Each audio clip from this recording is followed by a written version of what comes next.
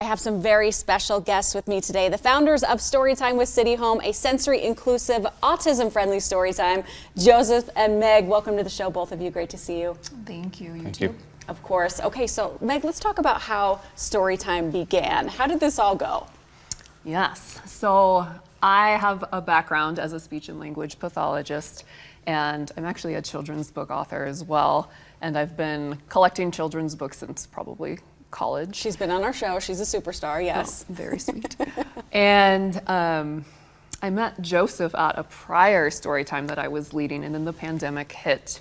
And during that time, I was reflecting on, just as a speech pathologist in the Salt Lake City area, I work closely with children that are autistic, and I work closely with their families, and I'm just seeing that it was needed.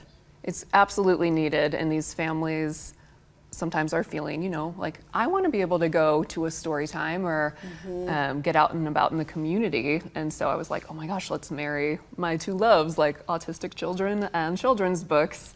And that's kind of how I just didn't have a space though, like where can I do this? Yeah. And that is where Joseph comes in from City Home Collective. Yes. Joseph, let's talk about why City Home Collective is like the perfect space for it. Well, we're centrally located right up in the avenues, and we're just very forward with our inclusivity.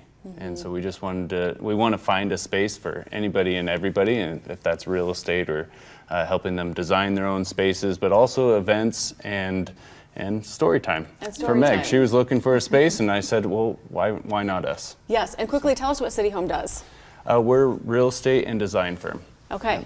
Well, perfect. I see you guys everywhere. You guys definitely are killing it. I love it. We're around. My realtor. Yeah. Yes, they do very well. Okay, Meg, you said that Storytime is sensory inclusive and autism friendly. Talk about what this means and why it's so important. Yes, I make sure that as soon as families arrive, that they know, like, all are welcome. This is a space for everyone.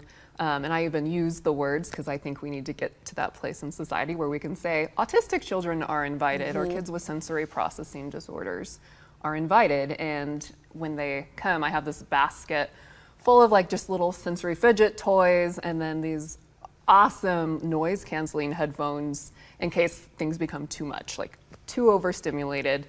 They can use these headphones that I've been given from this place called Puro Sound Labs. They donated because they just loved the idea of what we were doing. And then I just always kind of give a speech, like if your kid needs to run around. We don't need to all sit down in a circle. If your kid needs to go off to the side, go off to the side. Okay. What ages is this good for, Meg? I mean, I'm a believer that it's great for newborns and up. But yeah, we have a lot of, right now, currently 2-year-olds, but again, like babies up to 5 or 6 years old, I would say. I love that you guys are doing this. Where's the location and when is this and how can do we need to sign up or we just show up? Show up. Okay. Yep, 645 East South Temple in Salt Lake City at City Home Collective. And we're doing it in the front lawn area. We're sitting down blankets. Once it gets a little cooler, we'll move inside. Amazing. Joseph and Meg, thank you for being here today. Thank you for all you're doing. This is so cool. Thanks so much. Yay, thanks.